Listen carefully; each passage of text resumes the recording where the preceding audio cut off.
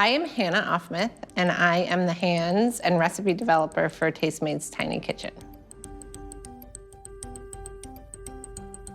We filmed the first episode of Tiny Kitchen in 2016, and in less than 24 hours, it got like 37 million views. And since then, Tiny Kitchen has been viewed over 2 billion times.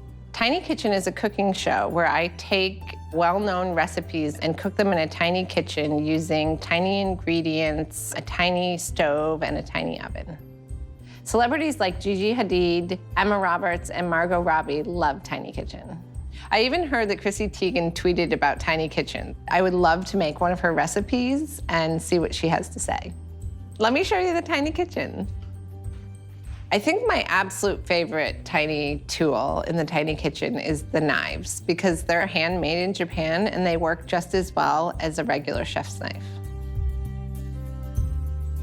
You know, people find the videos calming or relaxing or soothing.